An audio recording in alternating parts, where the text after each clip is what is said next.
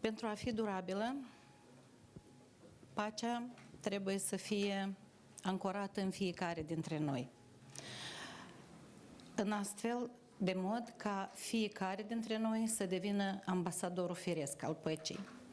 Acest slogan UNESCO a devenit foarte și foarte actual în ultimele zile și acest slogan UNESCO, racordat la patrimoniul cultural, ne face ca foarte multă lume bună, foarte multă lume profesionistă să lucreze împreună, să-și consolideze eforturile, anume pentru a deveni ambasadorii păcii prin conservarea, protejarea patrimoniului cultural. Doamnelor și domnilor, onorată asistență, excelențele voastre, stimați oaspeți, suntem extrem de onorați de a găzdui cea de-a doua ediție a trainingului regional UNESCO, consacrat combaterii traficului ilicit de bunuri culturale ucrainene și scopul acestui training fiind acel ca să ne facă pe noi cu dumneavoastră ambasadori ai păcii, să ne ajute să ne consolidăm eforturile interinstituționale și să devenim cei care știm noi a fi mai buni. În acest sens, am onoarea să o invit în fața dumneavoastră pe doamna Crista Picat, directoarea pentru cultură în situații de urgență UNESCO, care ne va saluta de la acest ecran. Doamna Crista, vă așteptăm!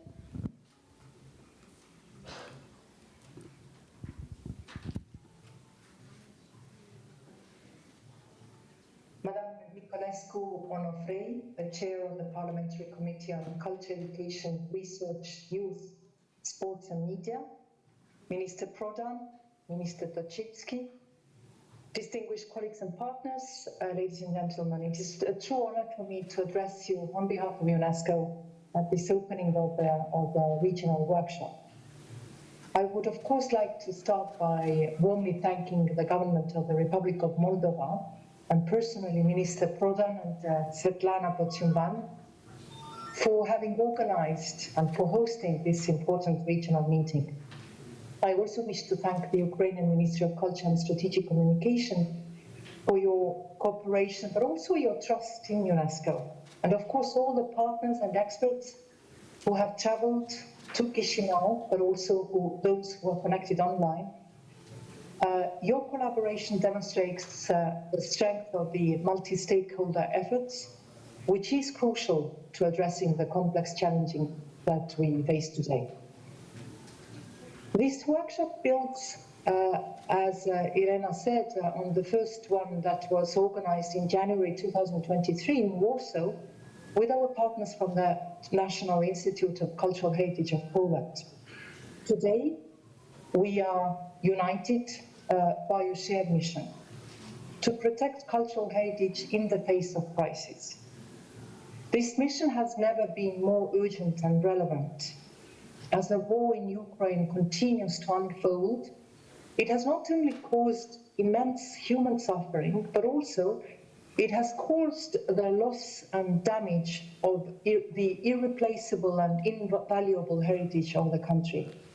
As of the 26th of March 2025, UNESCO has verified damage to 492 cultural sites, including 149 religious sites, 255 buildings of historical and/or artistic interest, 34 museums, 33 monuments, 18 libraries, 2 archaeological sites, and 1 archive.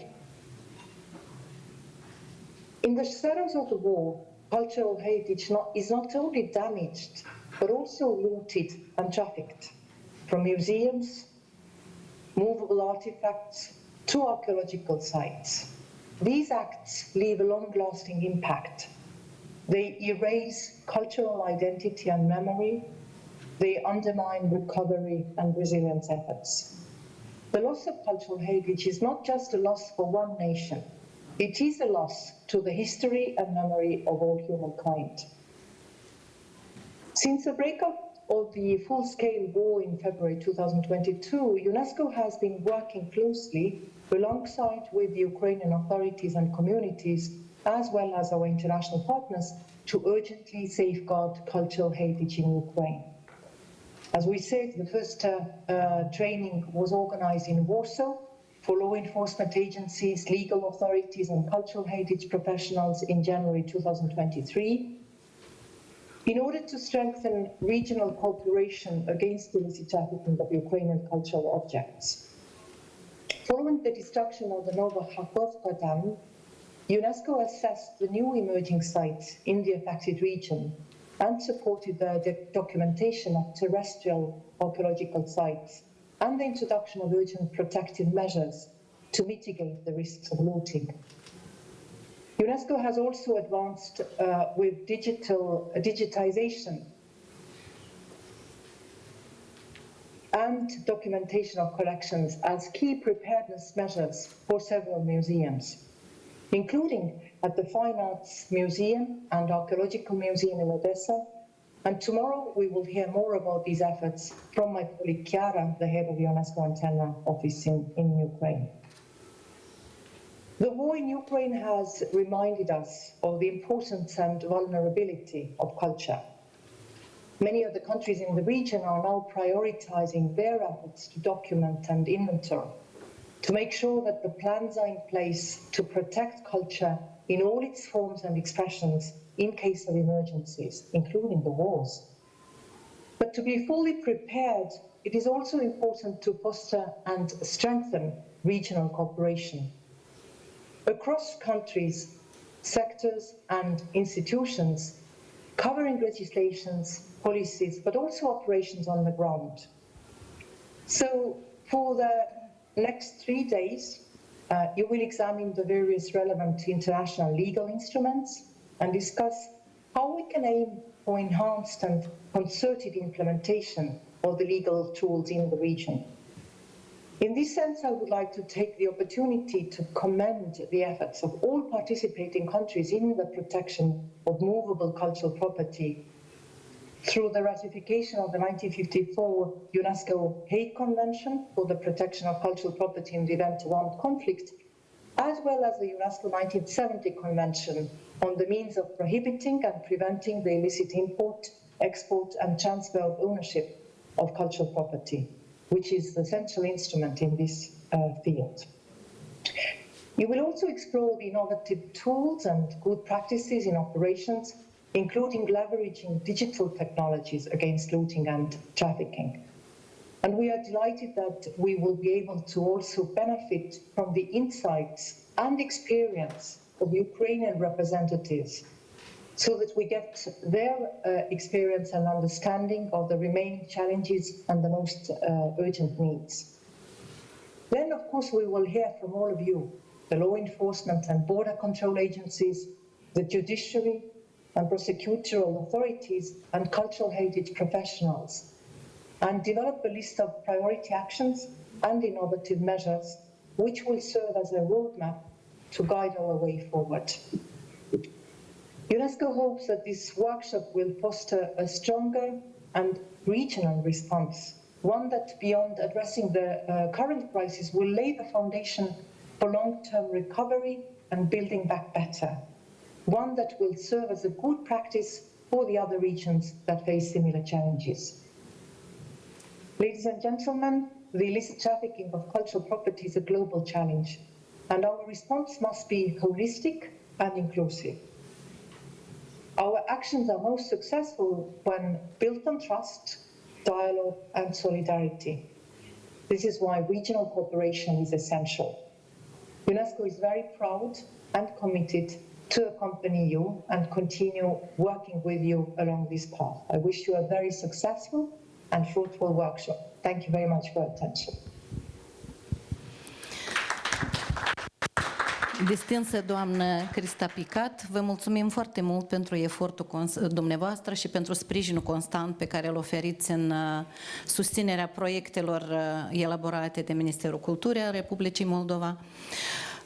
Și vorbind despre aceste proiecte, constatăm că în ultimii ani Republica Moldova a modificat considerabil cadrul normativ în domeniul protejării patrimoniului cultural și în acest sens O avem pe un adevărat ambasador al culturii în Parlamentul Republicii Moldova. O invit în fața dumneavoastră pe doamna Liliana Nicolescu Onofrei, președintele Comisiei Parlamentare pentru Cultură, Educație, Cercetare, Tineret, Sport și Mass Media, care de fiecare dată este persoana cea mai implicată în proiectele elaborate de către Ministerul Culturii. Vă rog frumos!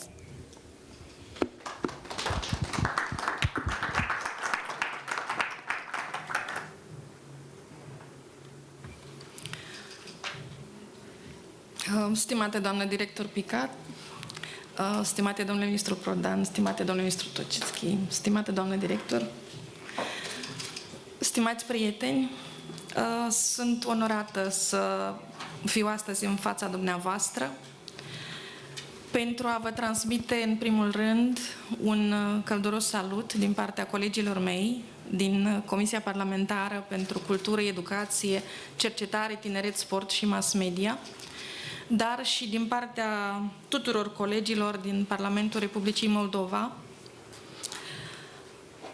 Vreau să prezint sincere mulțumiri atât colegilor din Ministerul Culturii, așa cum bine spunea doamna Pociumban, în ultima perioadă colegii din Ministerul Culturii ne-au cam dat de lucru în Parlament.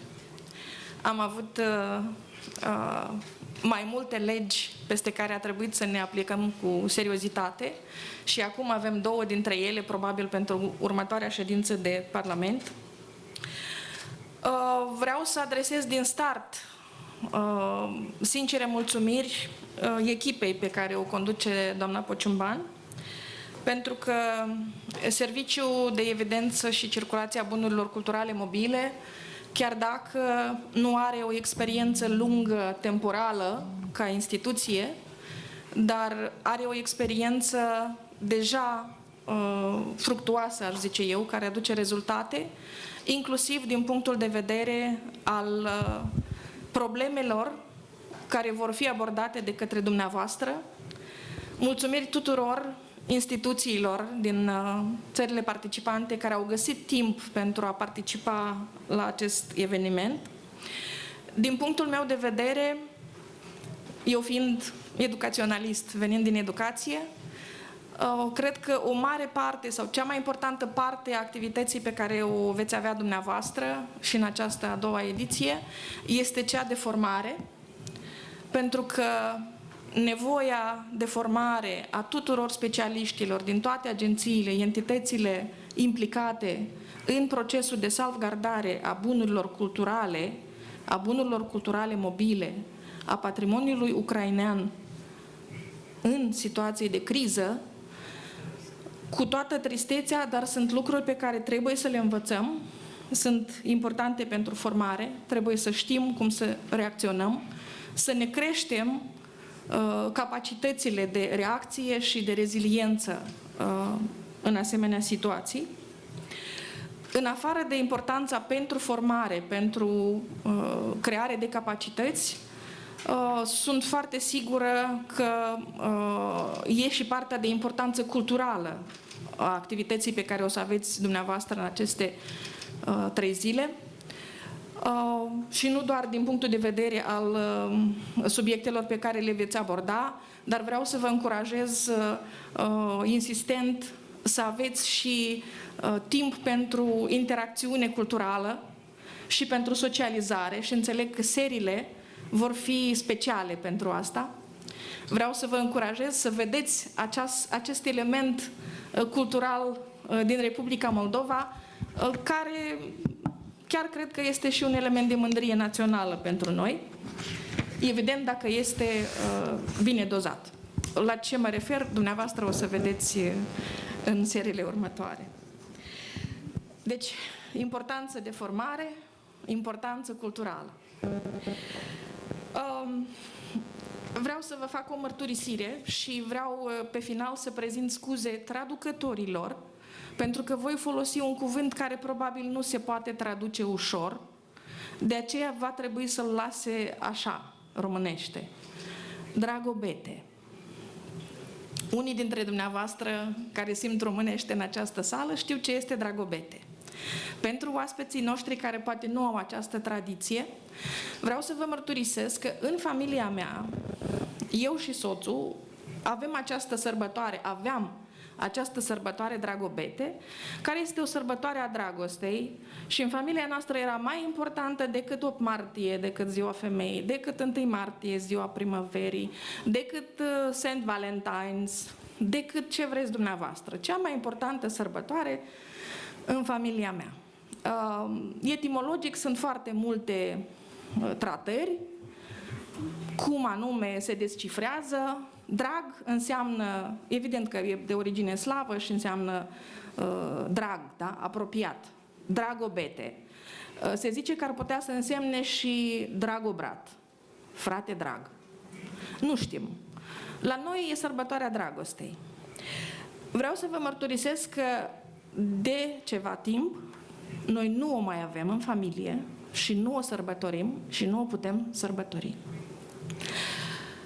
O să înțelegeți și de ce, dar vreau să vă rog ca dumneavoastră în aceste zile să vă gândiți la aceste aspecte, la ce înseamnă pentru noi personal niște valori culturale, bunuri culturale, mobile, imobile, pentru că afectează starea de bine a noastră a tuturor. Noi nu mai avem dragobete în familie, pentru că data Dragobetelui este 24 februarie. Și din 2022 noi nu o mai sărbătorim. Eu vreau să ajung într-un moment când vom putea sărbători, dar nu știu cât de ușor va fi. De aceea, mulțumiri tuturor echipelor, cum ziceam, și cred că e bine să încercăm să folosim această ocazie pentru învățare, pentru schimb cultural, dar și pentru tot ce putem face noi, așa cum ziceau și colegii și cum a zis și doamna Picat, pentru ca să fim ambasadori ai păcii. Vă mulțumesc!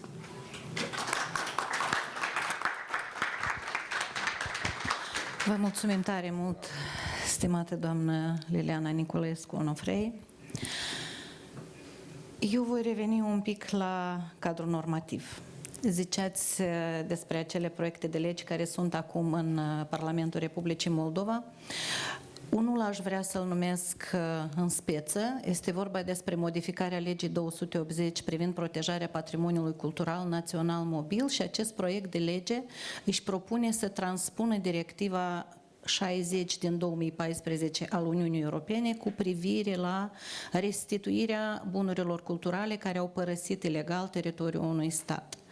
O directivă foarte importantă pentru întreg spațiul european și un proiect de lege foarte ambițios pentru Ministerul Culturii din Republica Moldova.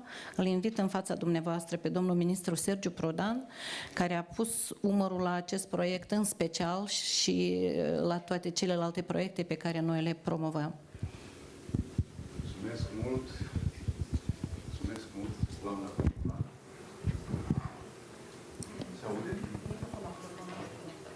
Mulțumesc mult, doamna Pociumban. Thank you very much for this occasion to have a short speech. Dear Minister Tocitski, dear Madame Niculescu Onofrei, dear Madame Pociumban, dear Madame Picat, I hope she is still with us. It's a real honor for the Republic of Moldova to host this second edition of the UNESCO Regional Training in combating the illicit trafficking of Ukrainian cultural property.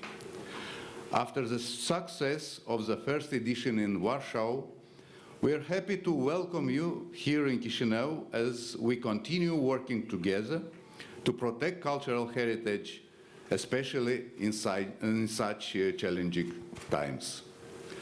This training is incredibly important.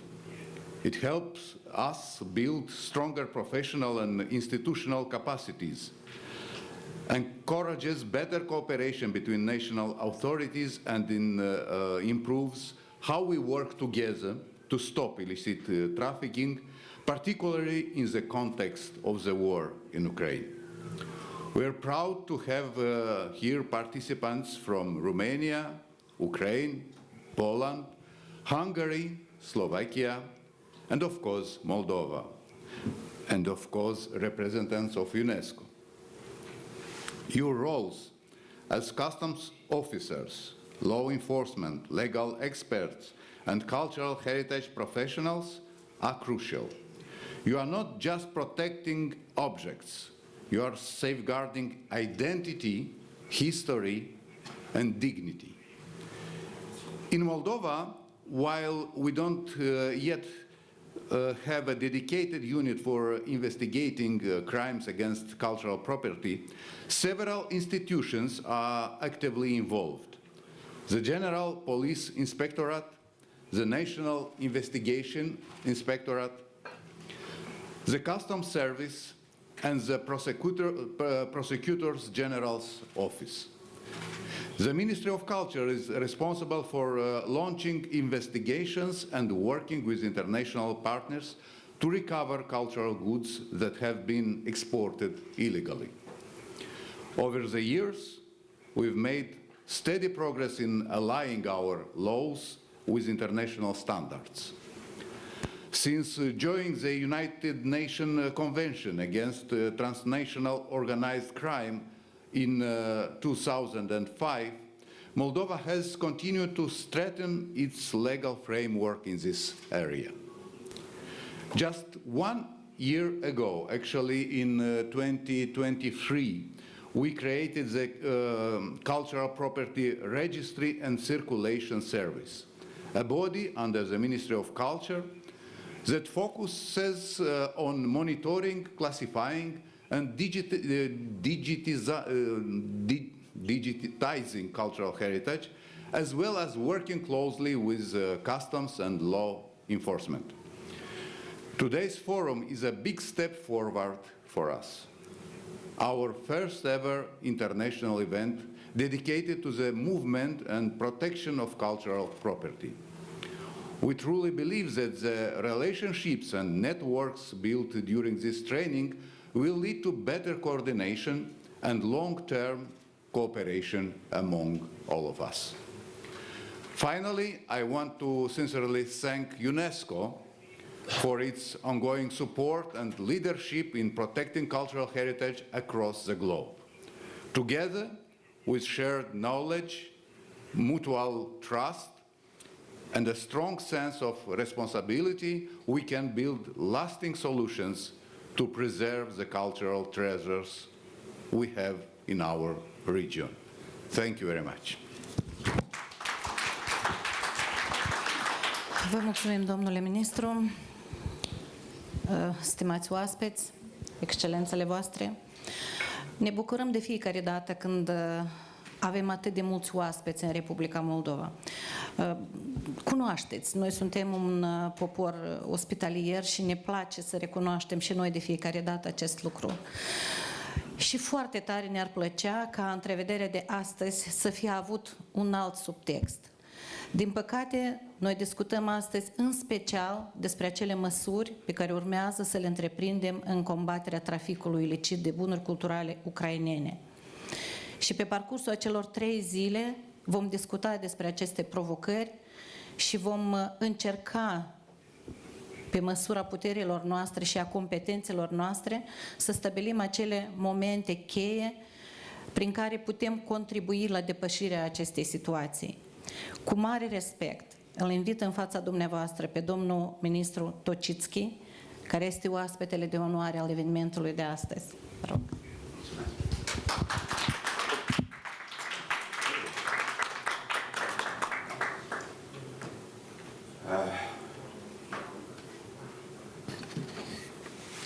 Bună ziua! Before I will start my speech, I would like to thank my colleagues Sergiu Prodan, Madame Liliana, Madame Svetlana, for this invitation. I came here not only as a minister and friend of Sergiu, but I came as Liliana absolutely proudly said, somebody who is not only neighbor, but somebody who knows what does mean Dragobrat.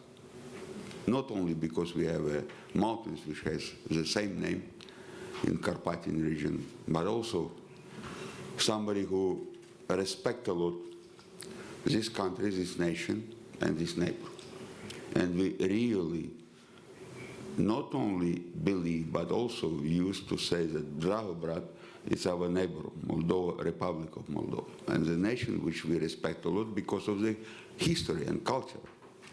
And I will open you some secrets which I not yet discussed with Sergio, that we would like to share with our neighbor and our friend, with the Republic of Moldova, with Romania, some special presentation to Unesco to have again a cultural element which united us with Republic of Moldova and with Romania to present to UNESCO, our special, how to say, a cultural element which has a name in Romanian, Cucuteni, in Ukrainian is Trepilea. I think is something which will be another demonstration of Dragobrat. First of all, colleagues, friends, before I will start to speak about the sense of today's meeting, I will never stop to repeat that the war is really tragic elements.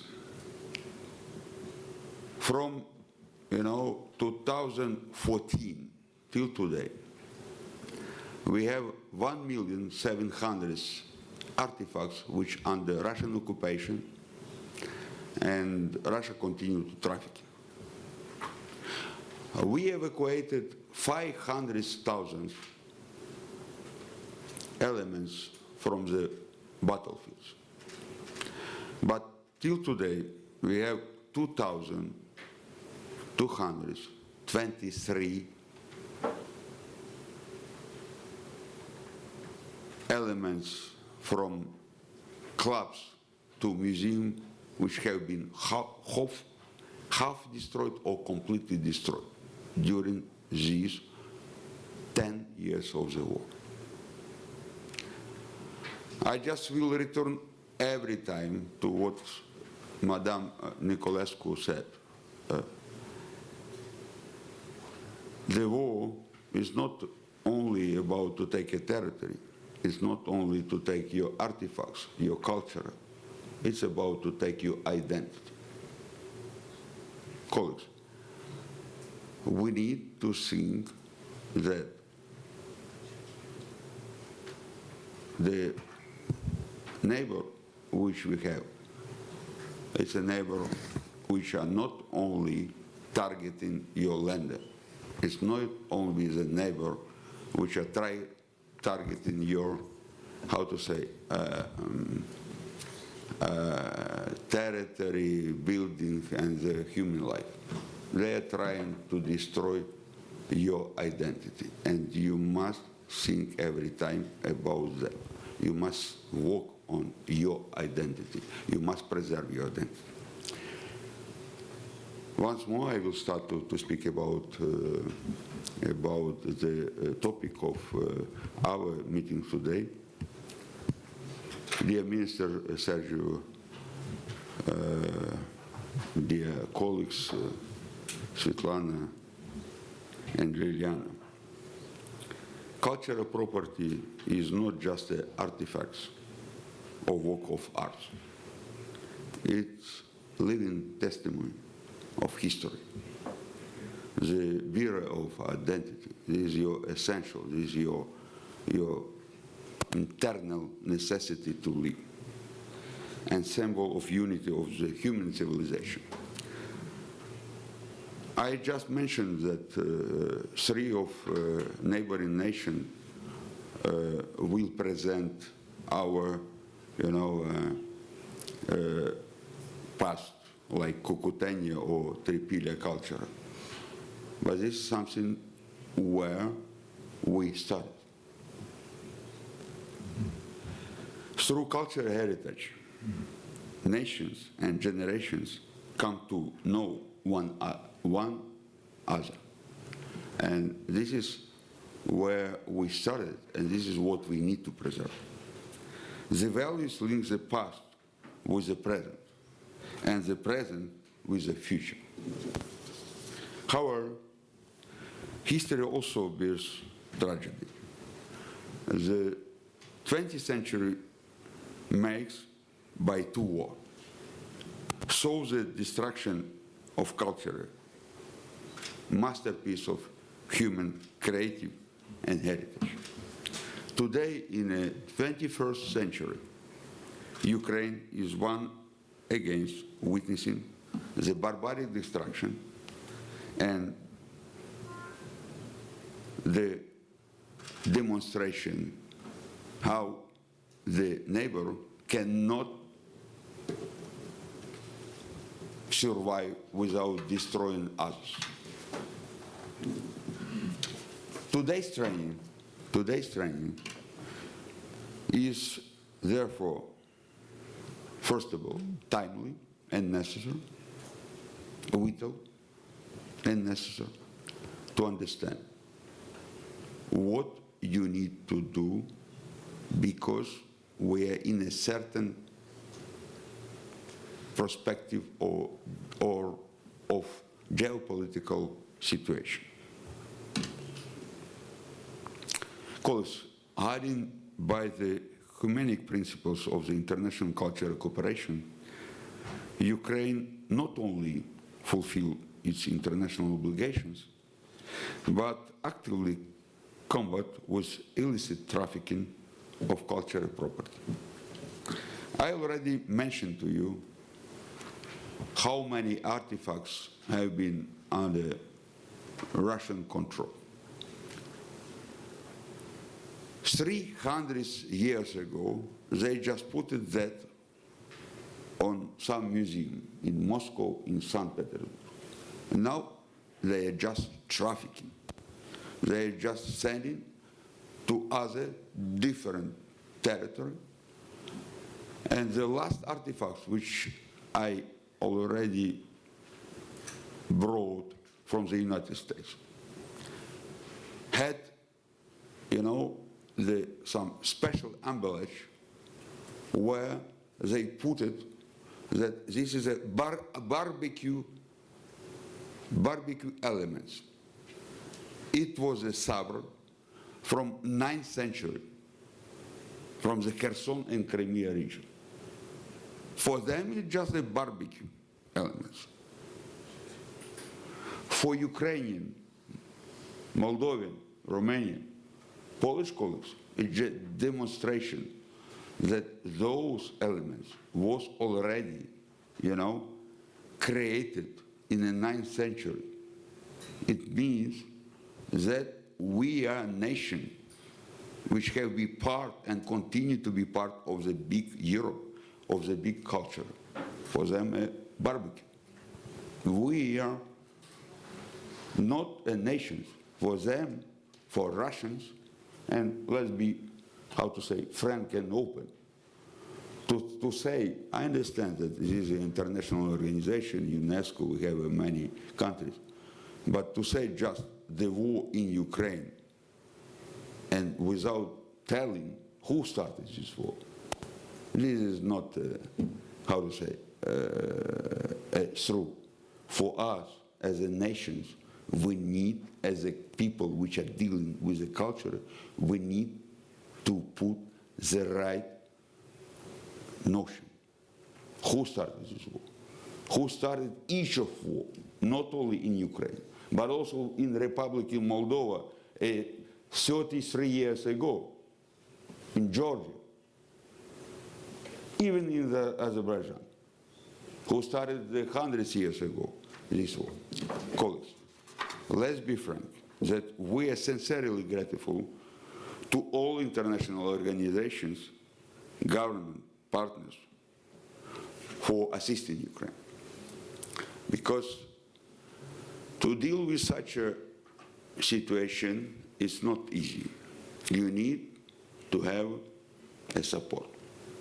And the representative of the nations, which from the first day of the open aggression have been, as a deputy minister for foreign affairs, with a connection with our partner, I respect a lot our neighbors, which helped us not only to defend, but also to protect our national heritage.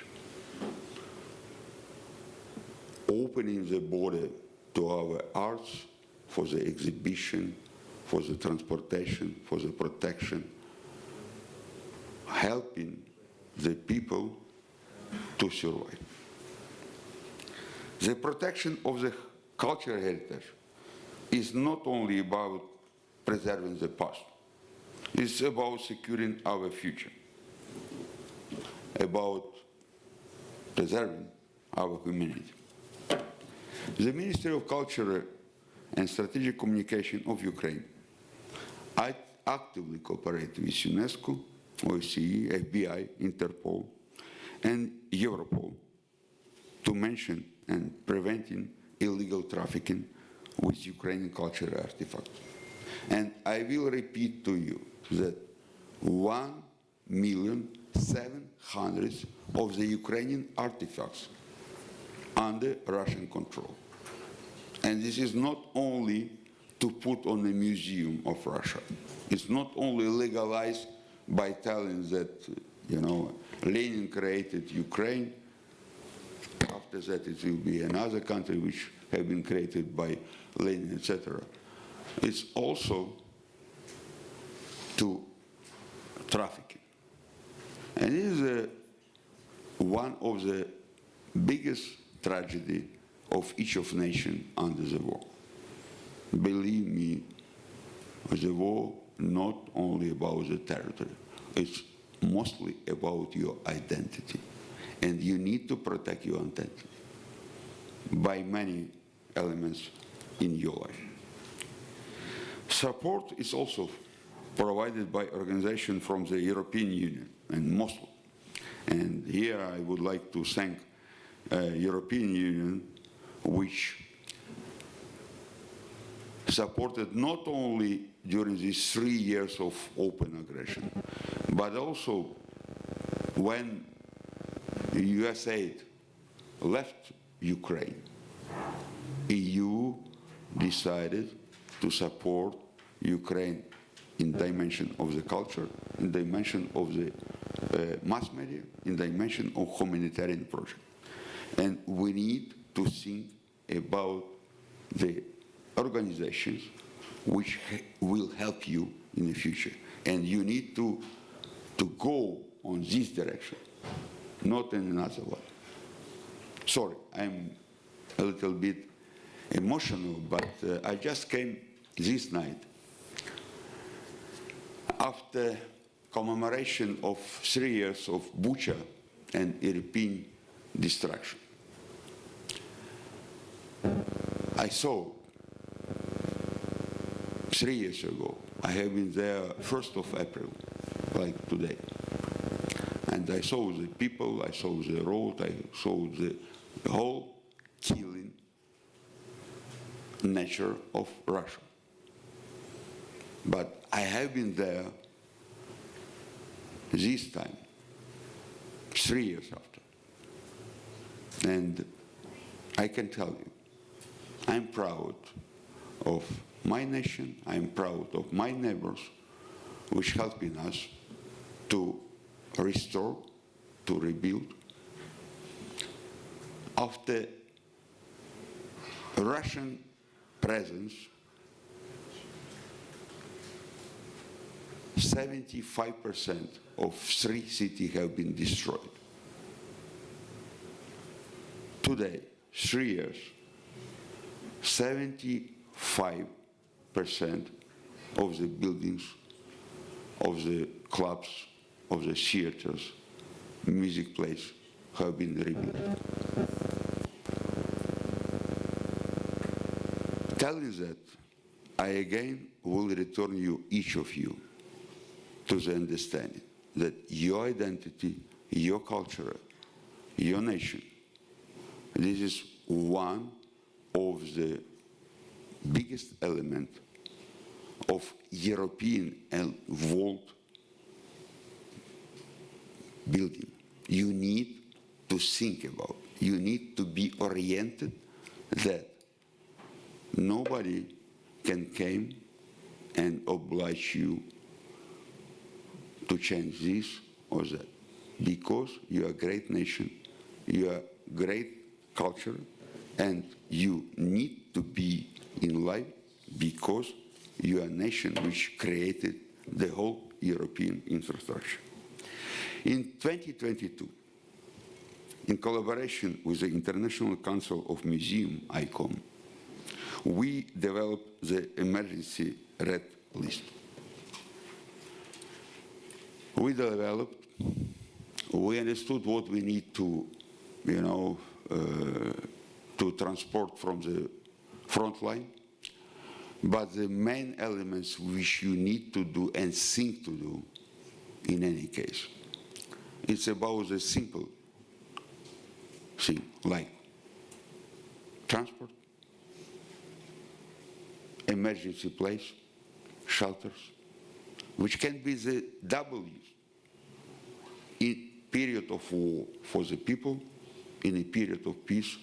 I would like to how to say, to send all my nature to you and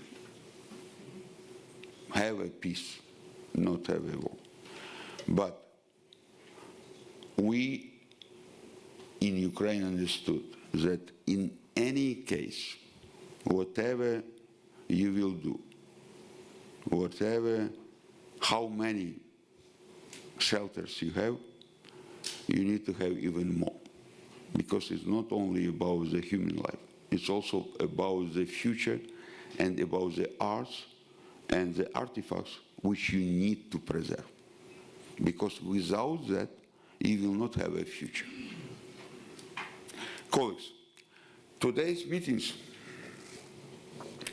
is about to help to prevent illicit trafficking and raise the global awareness of the threats to Ukraine's heritage. But it's not only about the Ukrainian heritage, of each of our heritage. When Russia last time shelled just few hundred kilometers from here to Odessa, they destroyed 16, we have been with Sergio at that period of time in Ukraine, 16 different heritage places with a date of 18, 19, beginning of 20th century. It's a center of Odessa, but the 16 of them have been, different buildings have been built by Italian, German, Romanian, Moldovan architects. This is about the first, our heritage. Heritage is about how to reply to the question, who I am and what I am doing. And I would like to thank my colleagues, the minister, the chairman of the Cultural Committee of the Parliament, Director General Svetlana, to invite me for this seminar. Because the essential for each of politicians to have a people like you who are dealing by daily basis with the preservation, restoration, and evacuation. And you are giving us the necessary elements how to preserve our past, because we are thinking about our future. And once more, I would like to thank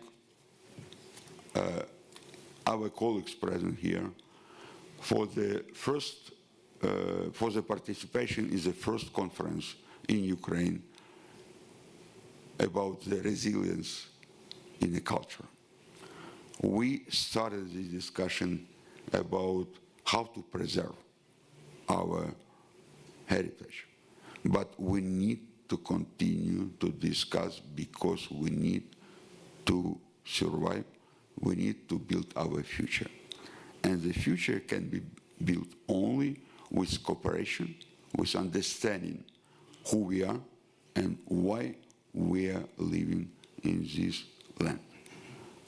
Without culture, without preservation of the cultural heritage, it will be not even difficult, it will be impossible. And colleagues, I salute you. I would like to thank our hosting country, and I would like to send you the only message.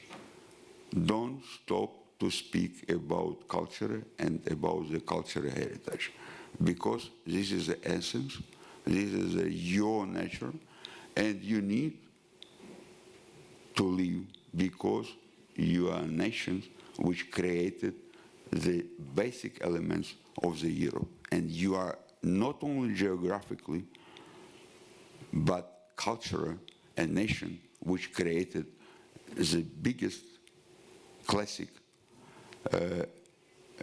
heritage of this European culture and of this world. Thank you very much and mulțumesc.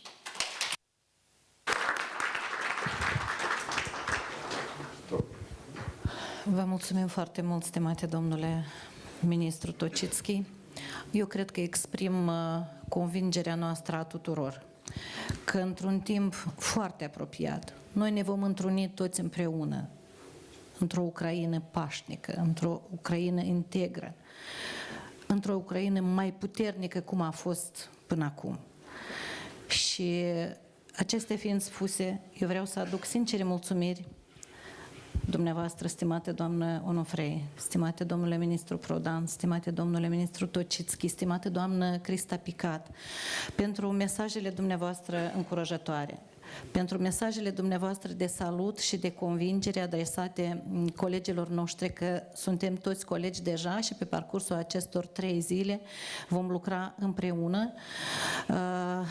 împreună pentru a elabora acel proiect, acele măsuri, acele propuneri de măsuri consolidate pentru a combate traficul ilicit de bunuri culturale și reieșind din realitatea Republicii Moldova atunci când putem spune că avem anumite mecanisme naționale de protejare a patrimoniului cultural, însă aceste mecanisme nu sunt suficient de bine consolidate la nivel interinstituțional. Experiența dumneavoastră, a tuturor celor care sunteți prezenți aici, ne va ajuta pe noi, cei din Republica Moldova, să ne consolidăm mecanismele noastre și totodată să creăm aceste punți pentru a avea o colaborare bună și frumoasă în continuare cu dumneavoastră toți împreună.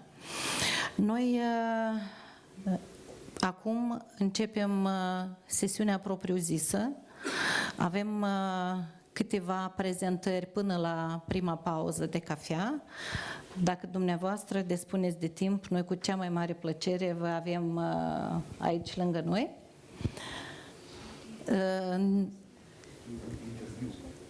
Da. Are un interviu.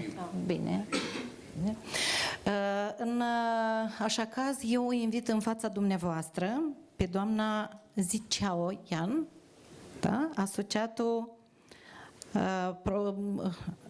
Asociatul pentru programe a Convenției Unesco din 1970, convenția cheie, mulțumesc, mersi. Convenția cheie, convenția de bază atunci când vorbim despre protejarea patrimoniului cultural, în special în situații de conflicte. Doamnă, vă rog, aveți cuvântul.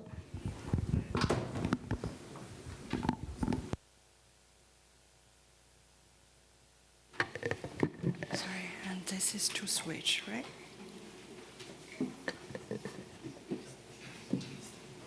Good morning, colleagues. It's really good to see you and meet you in person. I hope everyone had a very smooth travel and good rest from last night. I wish to once again reiterate our appreciation and gratitude to all of you. We all look forward very much to working with you closely for the next 3 days.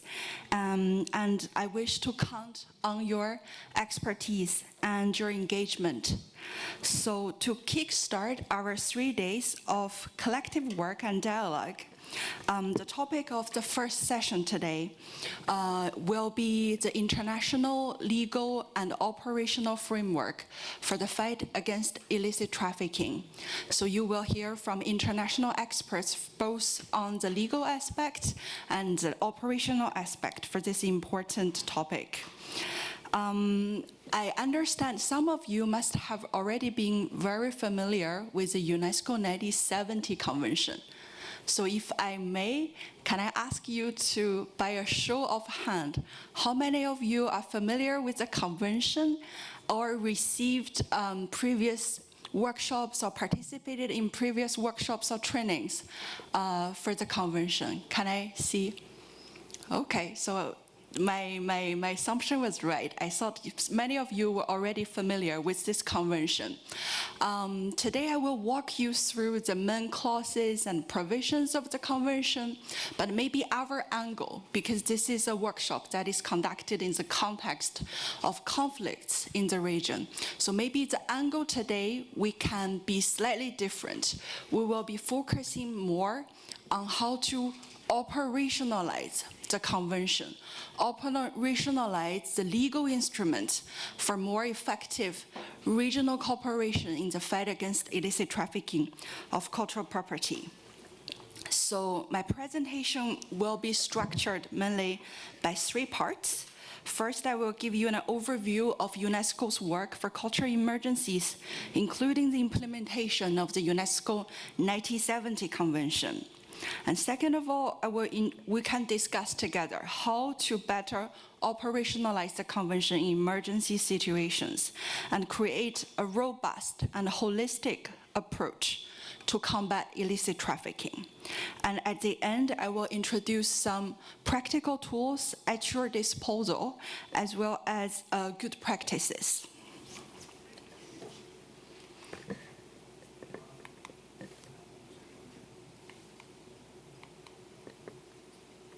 Okay, so as you very well know, globally, culture is facing increasing risks due to many reasons, including conflicts, disasters, but also climate change, which often reinforce each other. The risks are impacting the whole culture sector, as we have seen from the past events. Immovable heritage and historical and archaeological sites, cultural institutions, movable heritage, but also intangible cultural heritage, as well as the cultural and creative industries. In conflicts and disasters, the risks of looting and illicit trafficking of cultural property is particularly high. We have seen that increasingly and more importantly, looting and illicit trafficking is an integral part of a war strategy to destabilize communities and erase cultural identity, as the minister has just pointed out.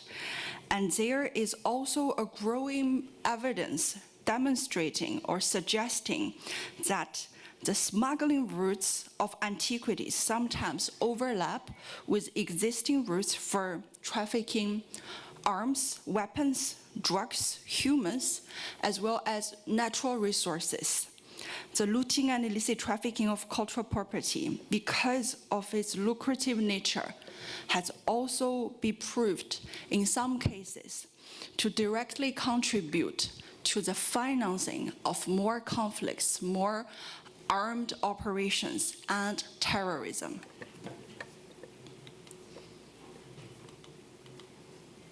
Sorry, I'm still trying to use the... So that is why the fight against illicit trafficking has been recognized by international community as the illicit trafficking of, as a more humanitarian, human rights, and security concern.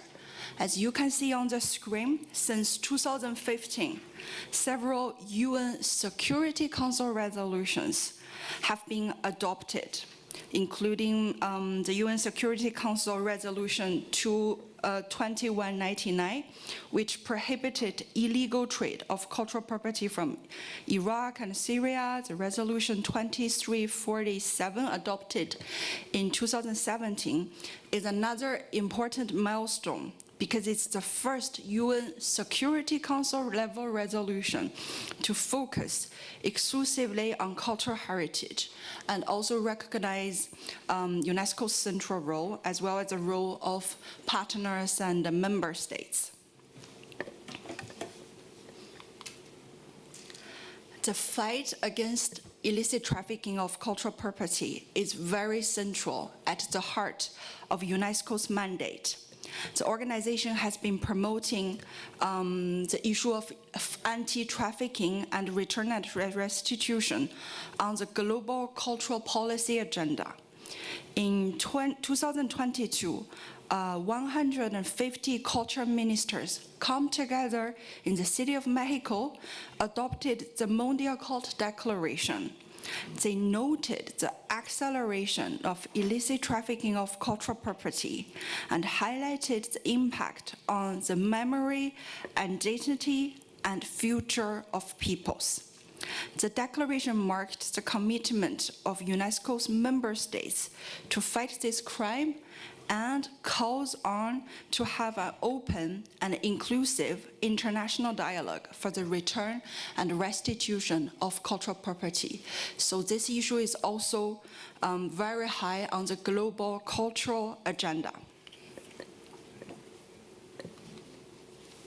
So I would like to describe the work that we do together for the fight against illicit trafficking as creating an ecosystem where everyone has a role and where the system is very holistic and comprehensive. This means that the efforts and actions are intertemporal.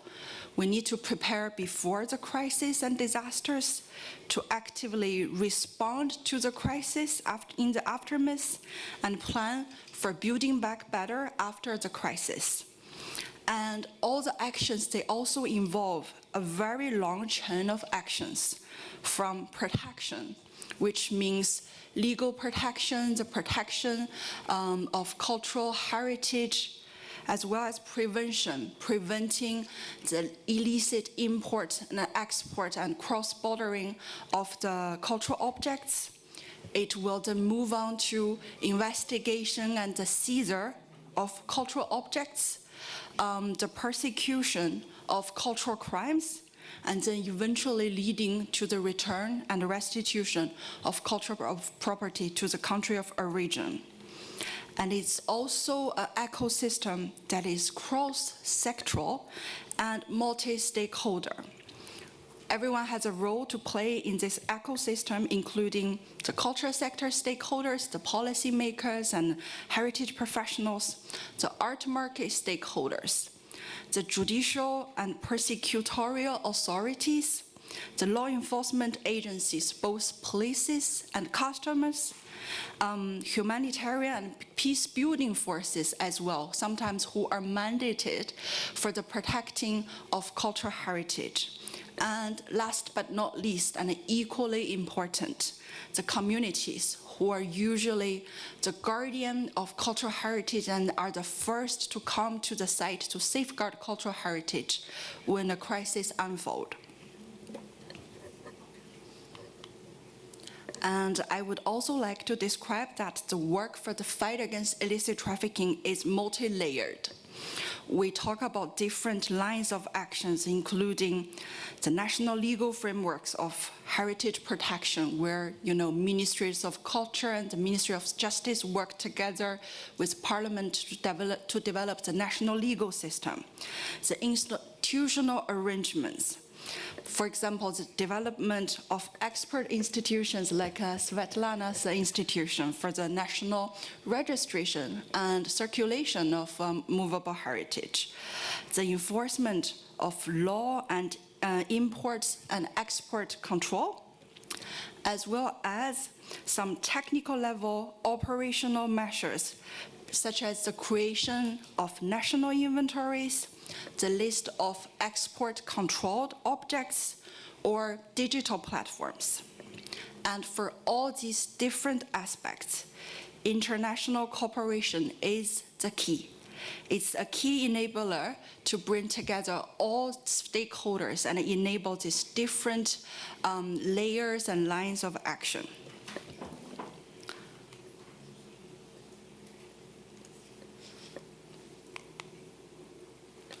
So how do we position the UNESCO 1970 Convention? I would see it as an essential international legal instrument that lays the foundation for the holistic anti-trafficking ecosystem. Some of you might already be familiar with the convention, but I wish to highlight the following few aspects for the implementation of the convention, especially in emergency situations. And on the screen, you can see the map of ratification for the 1970 convention. 147 countries have ratified the convention, and the countries marked in red are the ones where work is under progress. So, first of all, I would like to say that the 1970 Convention should be implemented in synergy and complementarity with other international and regional legal instruments. This approach will ensure coherence across the administrative, legal, and criminal justice system for the protection of cultural property. Svetlana mentioned the EU legislations, the country's ongoing efforts in adopting new laws for the protection of cultural heritage.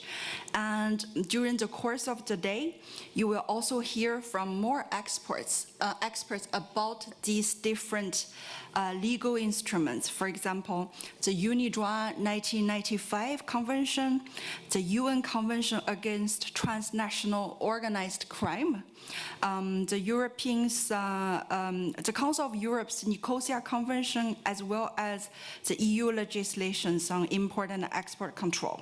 And together, when implemented together at a national level and regional level, this instrument complement and reinforce each other, helping the countries to address the illicit trafficking of cultural property in a more coordinated, comprehensive, and effective manner. But I would like to say that the 1970 Convention is also an interesting convention with regard to that it's very operational. You will find in the convention a strong focus on the protection and preventive measures, the protection of cultural heritage and preventing illicit import and export. So as you can see, I put on the screen some of the key articles related to the protection measures of the convention. There are a few elements I would like to maybe highlight. The first is the importance on export. Actually, that would be the next.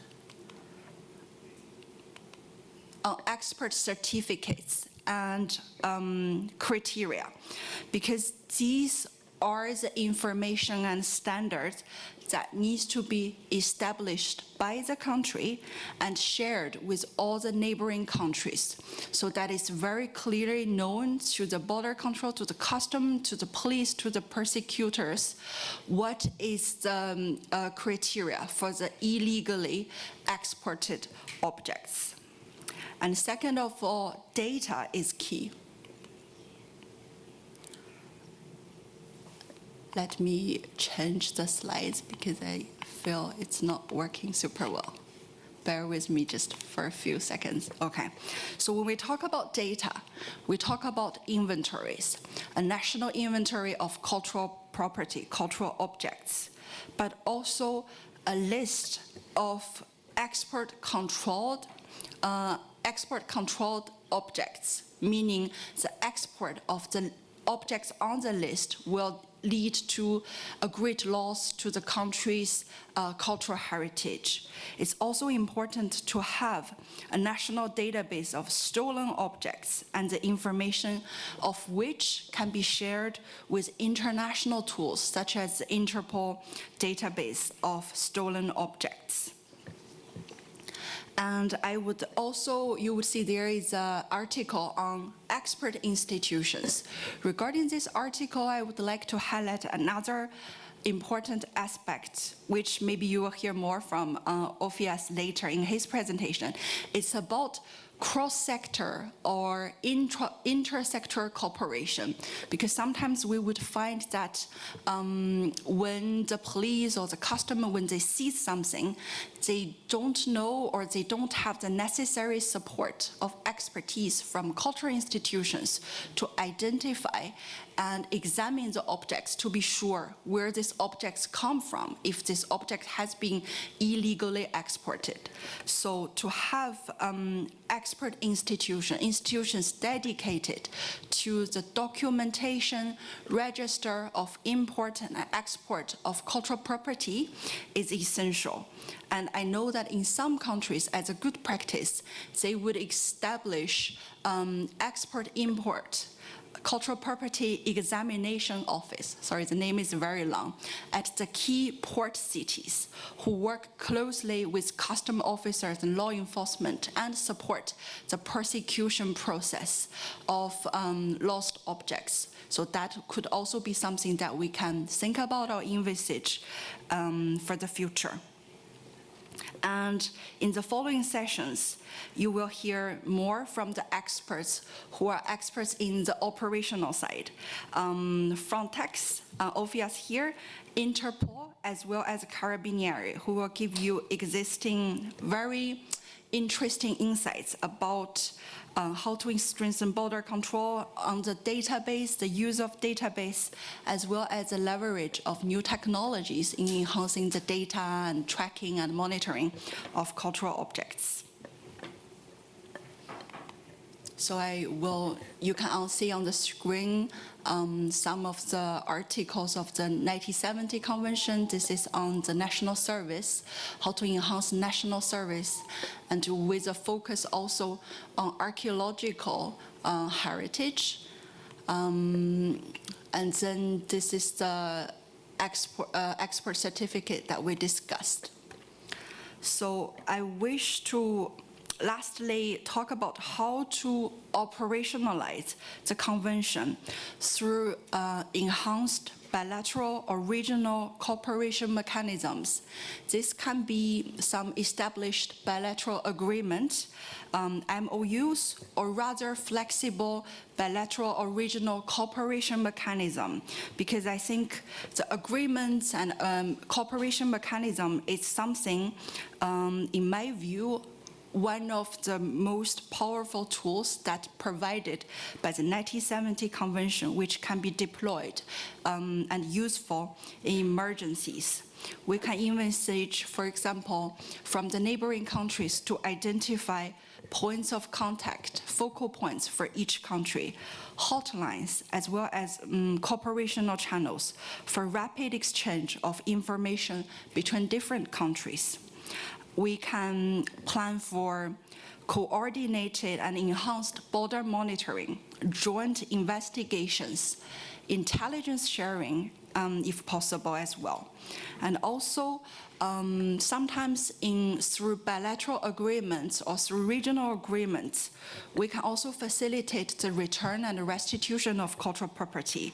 For example, by establishing standard request and documentation to agree together upon the provenance rules and fast-track return and restitution process. For example, by annex to the bilateral agreement, a list or a category, several categories of cultural objects that can be automatically returned to the country. And then we can also think about joint capacity building, information exchange initiatives between different sectors and different countries in the region.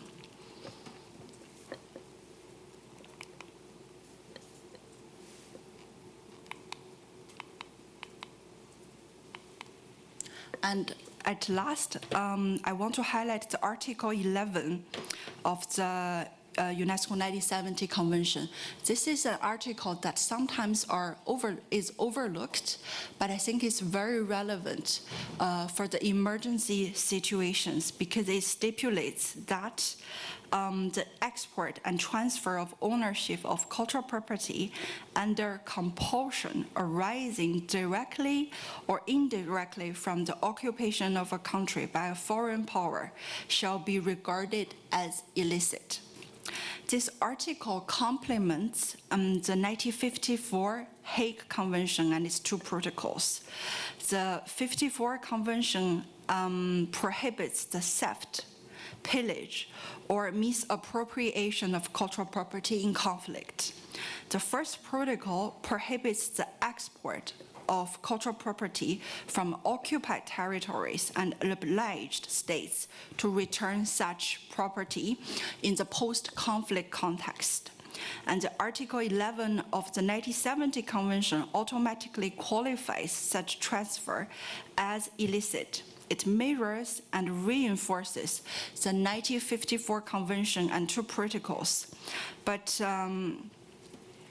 and also the article provides legal ground for return and restitution in emergency situations. So I think that would be also an important article to highlight for the convention. So this is the main lines of action, I think, how UNESCO can support the stakeholders and the experts in the region to enhance the combating illicit trafficking in emergency situations. We will go through advocacy and awareness raising, fostering cross-sectoral coordination. I think the workshop today is a great start for cross-sectoral, cross-country coordination.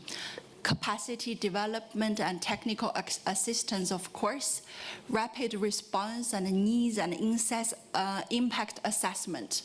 At UNESCO, we conduct the post-disaster needs and damage assessment for the culture sector.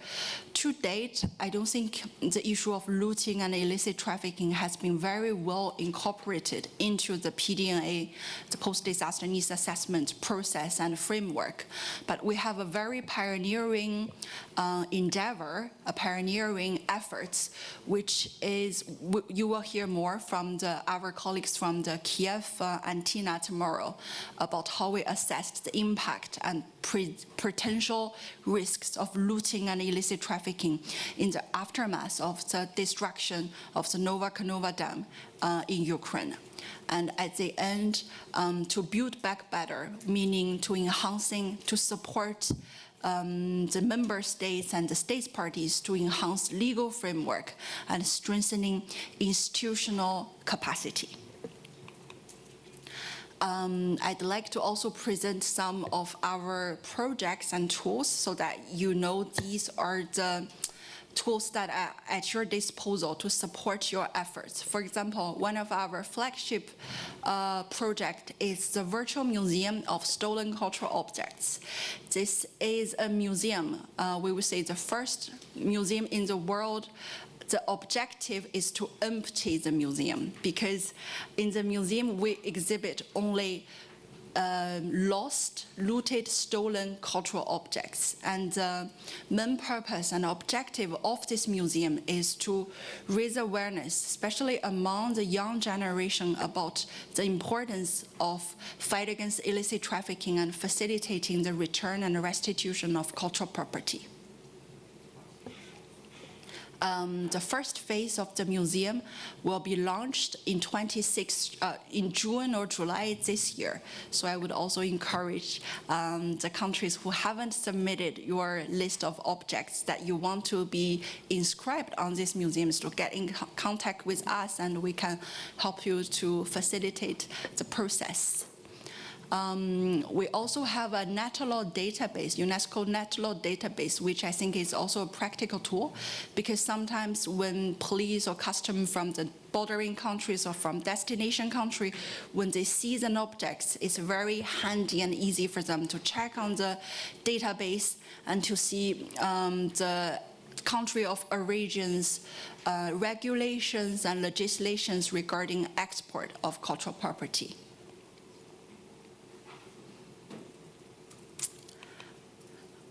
We also have some legal tools, including the UNESCO and UNIDROIT 2011 model legislative provisions on the state ownership of undiscovered cultural objects. This is a powerful tool that can protect especially archaeological objects. The UNESCO operational guidelines of the 1970 Convention is also something very practical. Whenever you have a doubt about certain provision or clause about the convention, you can find some commentaries and elaborations in the operational guideline. And we are also in the process of developing a model provision for the implementation of the 1970 Convention, which can be a useful tool in developing national level legislations and to ensure coherence with international standards. This is more for judiciary and for persecutory authorities. We developed this tool for the fight against illicit trafficking. It's a handbook for the legal authorities with the support of the European Union. And also UNESCO has an international alert system where we would publish, in addition to a lot of statements and a press release, we will publish here as well the information of looted cultural objects to kind of raise awareness and disseminate the information among the key stakeholders, especially art market stakeholders. So this is also a tool at your disposal. And at the end, I wish to share with you an interesting case study that we conducted in Cambodia in the Krong Kar World Heritage Site. As you know, that the country also endured decades of internal conflicts, and one of the results and consequences of the conflict is the landmines around the Krong Kar World Heritage Site. The site has just been inscribed on UNESCO World Heritage List on 2023. So what UNESCO did through its Heritage Emergency Fund is to closely integrate and combine the fight against illicit trafficking with the humanitarian action of demining, as well as the holistic approach in enhancing the disaster risk resilience of the World Heritage Sites. So we worked with local landmine demining operational companies to clear the landmines around the World Heritage Site, which protected the safety of the communities and the villagers who live here and improved their livelihoods, because before with the landmines, it's not possible to use the land for agriculture and for production. But now after the demining process, they have more access, safer access to the territory. And we have also trained local communities together with stakeholders about how to use a community-based level to monitor and fight against the looting and trafficking of cultural property. And at the end, UNESCO also supported the national authorities in developing a disaster risk management plan, which also, of course, includes the risks of looting and illicit trafficking. So that looting and illicit trafficking, through this case, you can see it can be closely integrated with DRR, disaster risk reductions, climate change adaptations, humanitarian actions, and it can be a means of empowering and protecting communities as well. So this will be the end of my presentation. Thank you very much again for your support and availability, and I look forward to talking to you and to work with you for the next 3 days. Thank you.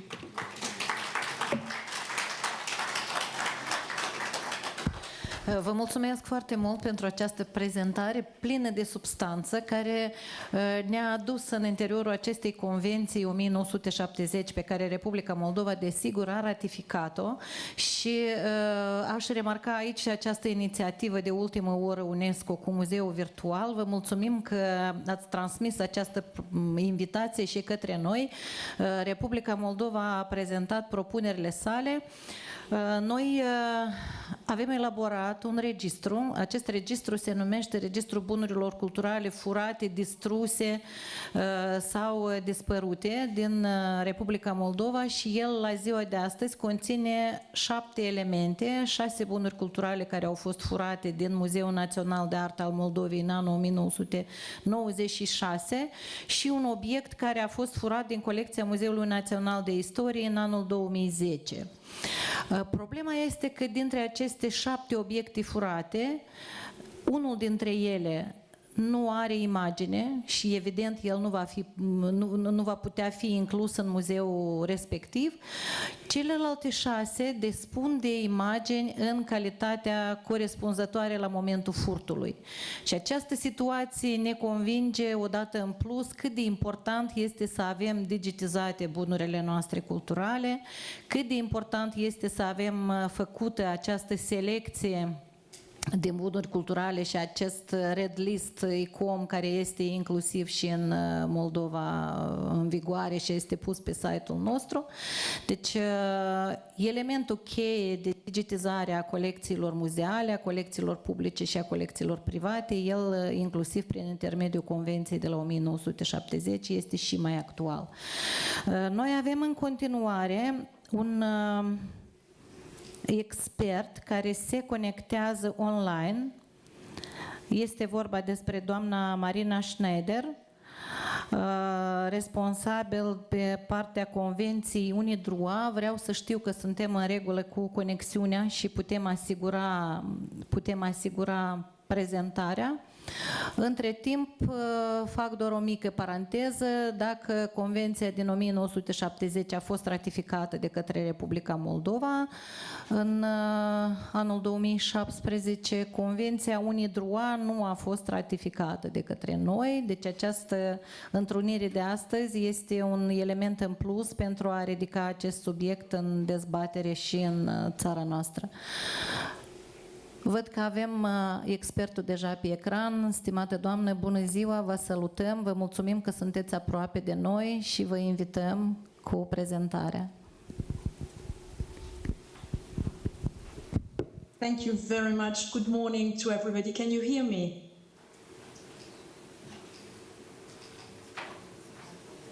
I cannot hear you. Can you hear me? Noi vă auzim bine. Okay, thank you very much. So good morning again, and thank you very much for the invitation to attend this workshop. I do sincerely apologize. I was due to be here in presence, but it was impossible for me to leave Rome this week.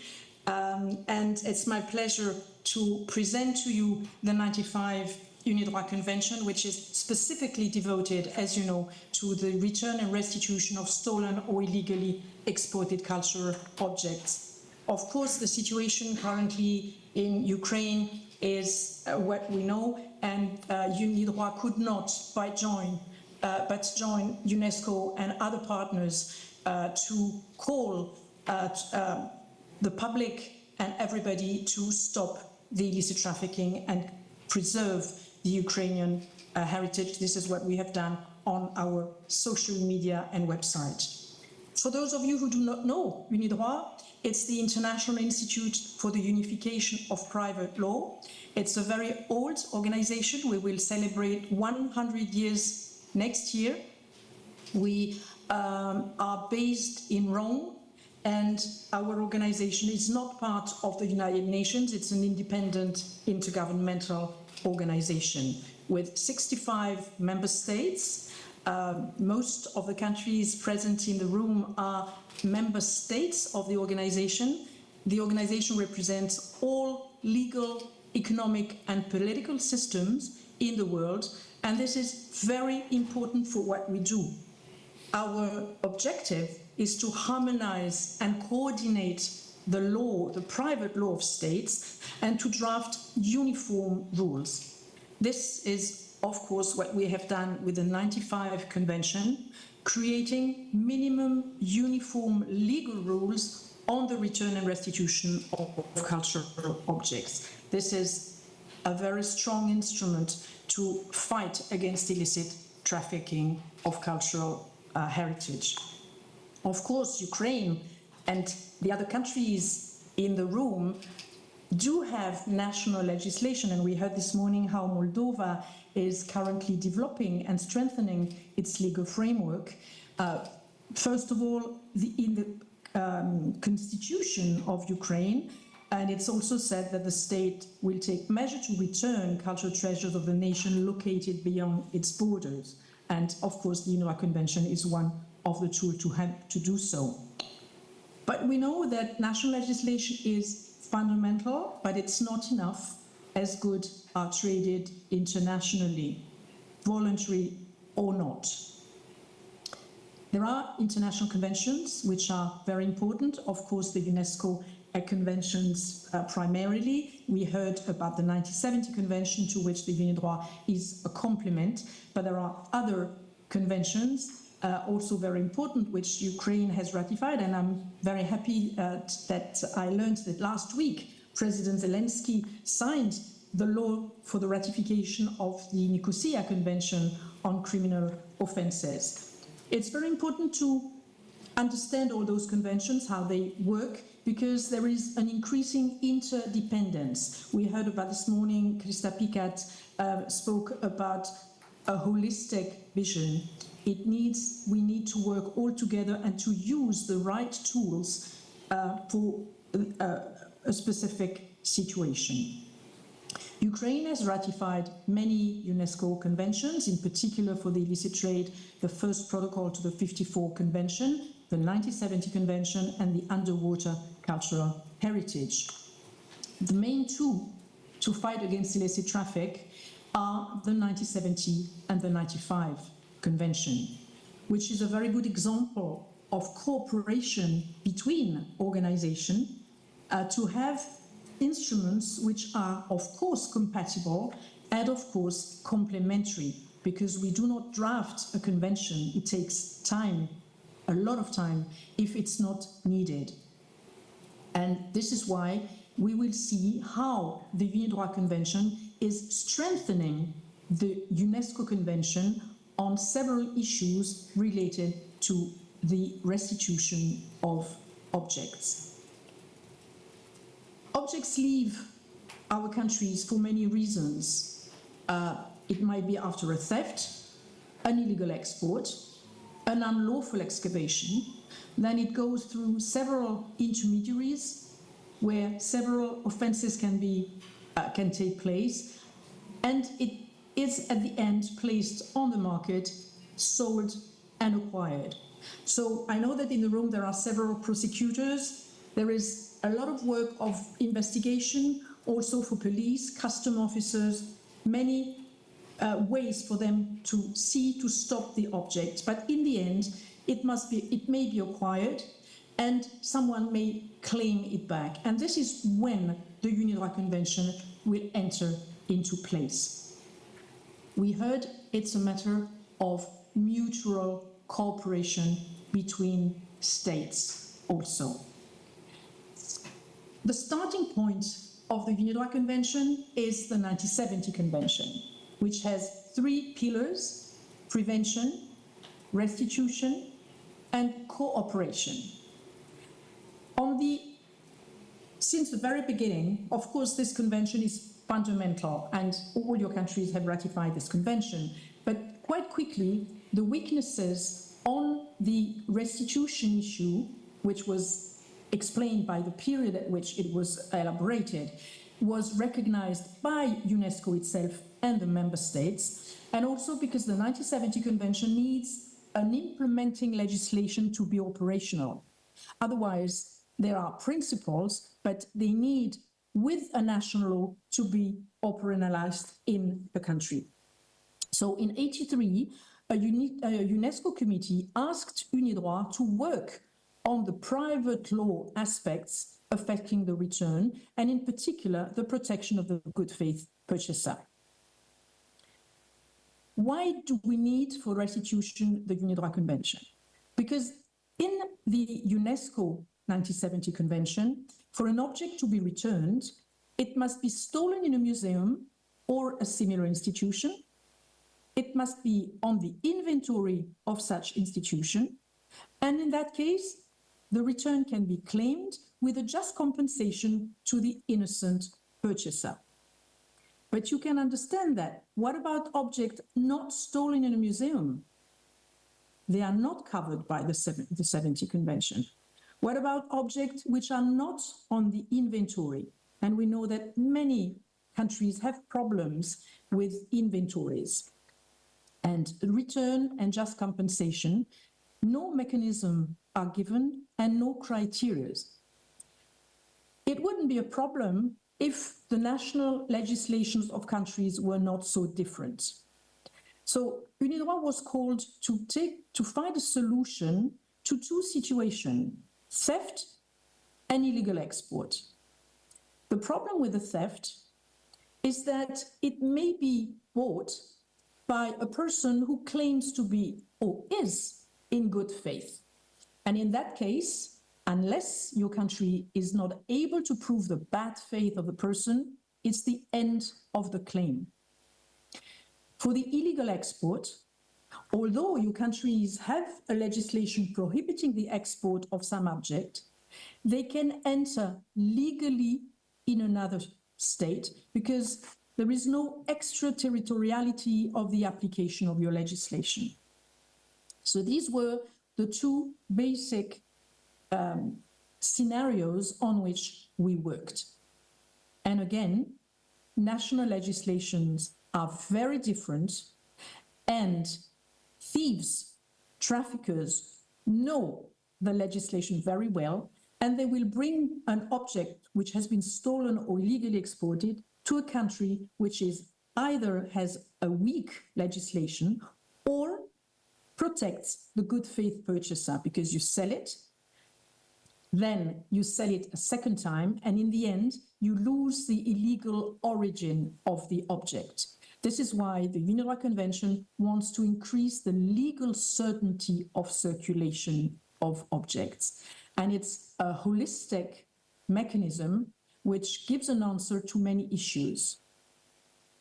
Ukraine and the other countries represented today participated actively in the elaboration of the convention, participating in the Committee of Governmental Experts and in the diplomatic conference, which was convened in Rome in 1995.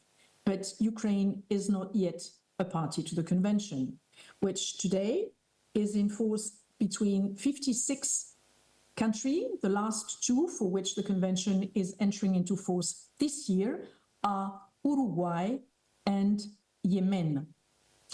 Several other countries are working or are in the final phase, for some of them, of the ratification, and you can see from the Middle East to Africa to Europe and Asia. It's very important that we protect our heritage, but also the heritage of our neighbors. So the role of the neighboring states of Ukraine is very important. You can see on this slide the neighboring countries which are parties already to the convention and the two signatory states. So their role is important. The convention, as all international instruments, has not a retroactive application. It will apply for the future after the state ratifies the convention. But what is very important is that the convention has a specific article saying that what was wrong remains wrong. It's not because Ukraine or another country ratifies the convention that you lose the right to claim. You are still, of course, you have the duty to claim them, but you will do it outside the framework of the convention, and there are mechanisms to do this. The Minister of Culture of Ukraine this morning told us that it's important to preserve the past and to secure the future. So let's not forget that our countries have still many objects on the territory, and we have to protect them to, in case of theft or illegal export, to have them back in a facilitated way. The convention will apply to international claims. So the object needs to be stolen from the country and cross a border for the theft, and it's obvious for illegal export. Which objects are covered by the convention? The same as the 1970 convention, so you are all used to those objects, with a difference because many more objects will be covered because they don't need to be specifically designated by the state, as this is the case in the Unesco Convention. Of course, Ukraine and all your countries have definition of what is a cultural object. They call it differently. What is important is that they match with the international instruments. Then the convention creates specific mechanism for the theft and for the illegal export. It's very important because they are not saying which will be the law applicable, because in that case it will be different depending on the country, but we find a uniform, a law which will be the same in all the countries parties to the convention. What about the situation case of theft? If there is a theft, the object must return. No condition, even if stolen in a private house and even if not inventory. Then the possessor will be entitled to compensation, but at the very strict condition that he or she can prove that he or she exercised due diligence at the time of acquisition. So the burden of proof will be on the possessor and not on the claimant. Active behavior of the possessor is given.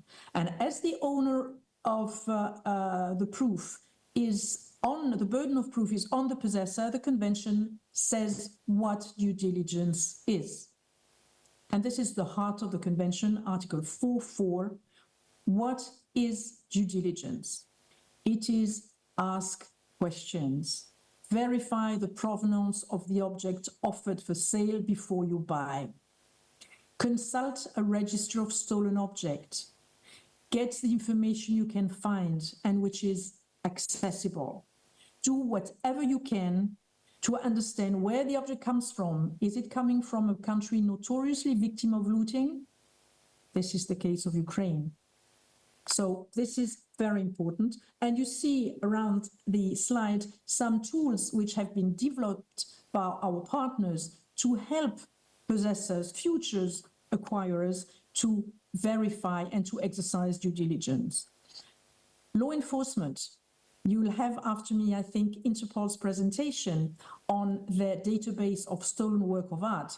The Italian also, so I'm not going to explain it, but it's very important that your countries, or when a private person is stolen, it is referred to the police and then put in the database for it to be found. The minister this morning told us about the red list for Ukraine. Very important tool, not on stolen objects, as you know, but on objects which are specifically at risk on the market and protected by the law. So this concept of due diligence has a very strong impact Prevention. Before I buy, I know how to behave. A guide for the judge who will be called to assess the circumstances if you go to court for the claim of restitution, and the elaboration of a common case law. The difference between the two conventions: an object stolen will be returned, stolen anywhere, even if not inventoried, and with the burden of proof on the possessor. The convention also provides a special protection to the product of clandestine archaeological excavation. The convention says that an unlawfully excavated object is considered as stolen if the state where the excavation took place is the owner of the subsoil. And the convention has specific provision to protect those objects, which of course cannot be protected under the 1970 convention because not inventoried and taken in a museum. There is one article under which, Article 9, a bilateral agreements, it can be done. This is why the UNESCO, we drafted model provision on state ownership of undiscovered cultural objects to help states to have a very strict legislation in case it could be in. Ukraine, I found in the law on the protection of archaeological objects that fines are the state property, but not when still in the ground, which would be important. It could be something for Ukraine to look at. Illegally exported objects. If you have a legislation which prohibits the export, it needs to be violated. Also, temporary export, when the object does not come back, is considered as an illegal export. Then the claiming state must show that the object was of a significant cultural importance for him, and then the object will go back to the state of origin with a compensation to the possessor who did not know that it was illegally exported.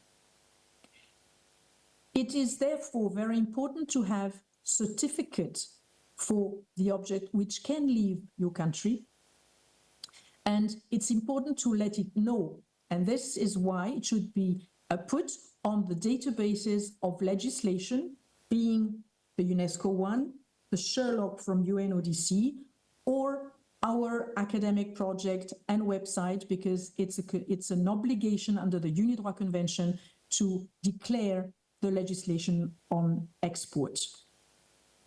Ukraine has such a legislation, and export certificate is compulsory, otherwise the export is prohibited. So you already have the basis, and in the cases most of your countries.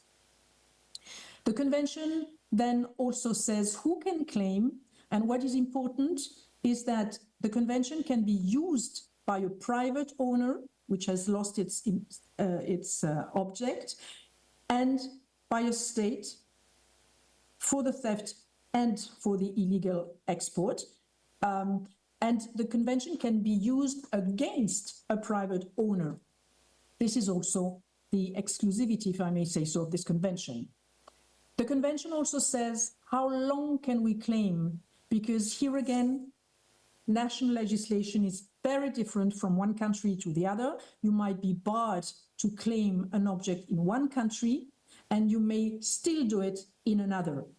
Again, traffickers will go where time limitations are very short, or the shortest. This is why the UNIDROIT Convention has a rule which is, of course, traffickers will not be able to choose a country or another.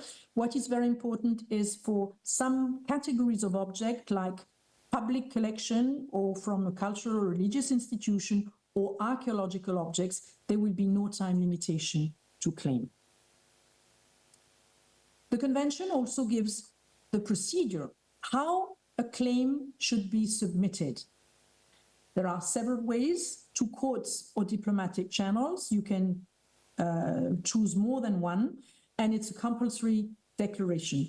This is very important because other countries will understand, if they want to claim an object from in one country, they will understand how the claim should be filed. The convention also has, I'm saying all this because I know that there are lawyers in the room, article to facilitate the recognition and enforcement of judgment. The claim can be brought where the cultural object is located. And years after, an EU regulation chose the same solution.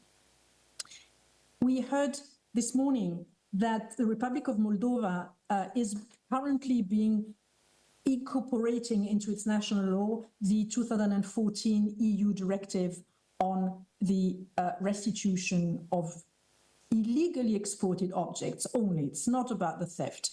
And this is why I wanted to tell you that the UNIDROIT Convention has had a very strong impact on the EU instrument, being the directive in '93 and its recast revision in 2014, which is exactly, if you look at the two instruments, the EU worked on the basis of the convention, and what was not taken in '93 was taken in 2014, and you can see in particular the burden of proof on the possessor is now in the directive.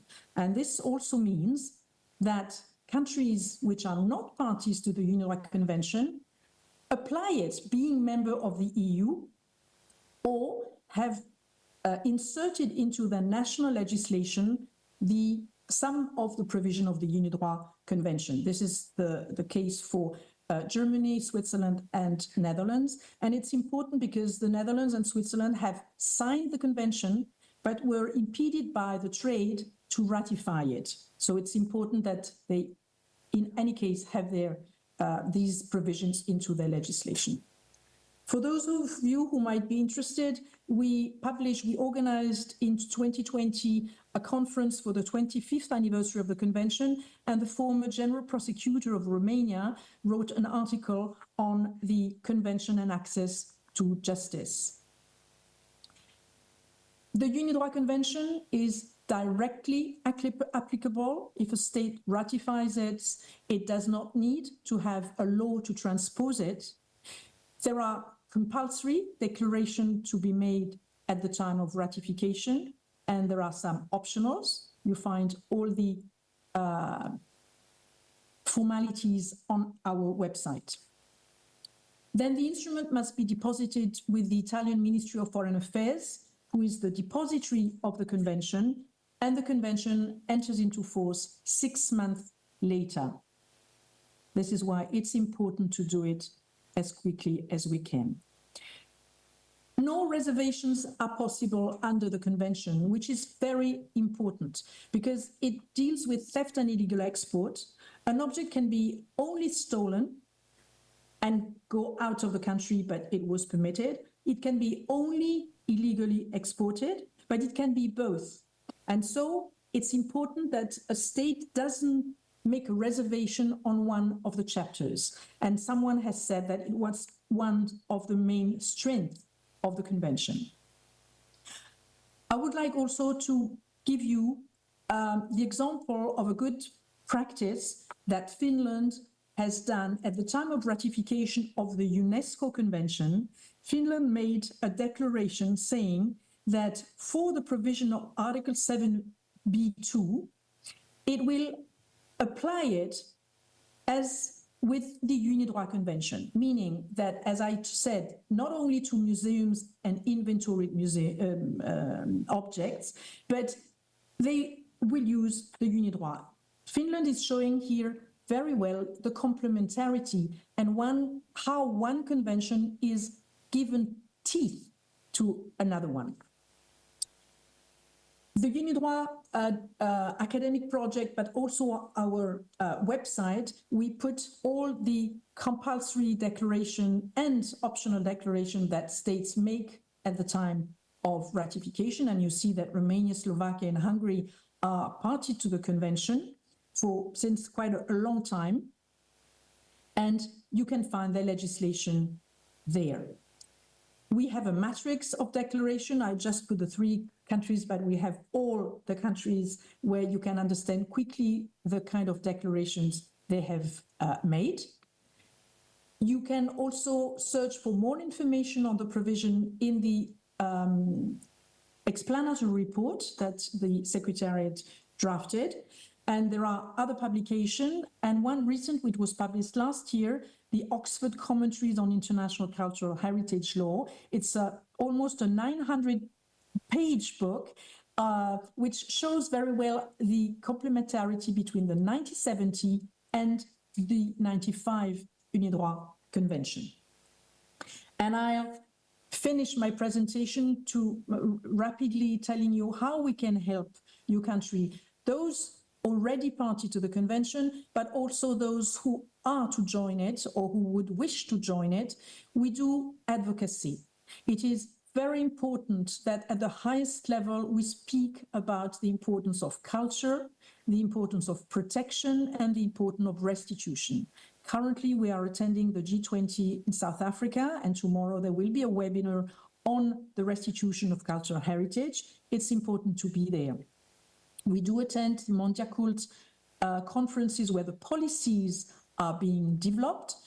We also are very keen on collaborating for the UN General Assembly resolution, which is adopted every 2 years on specific on return or restitution of cultural property to countries of origin. It is very important, and they call states to ratify the international instrument.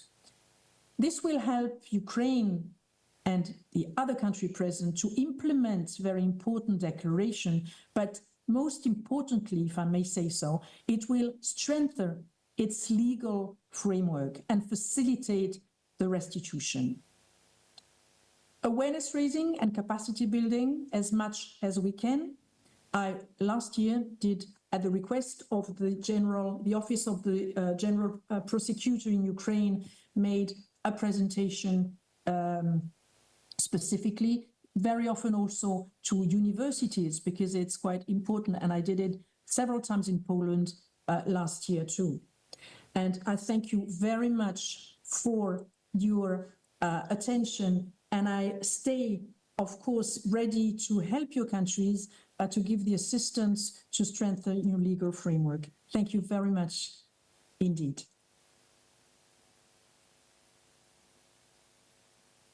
Vă mulțumim și noi foarte mult, stimată doamnă Schneider, pentru prezentare, în special pentru scoaterea în evidență a prevederilor UNIDROIT reflectate în legislația statelor participante la evenimentul de astăzi.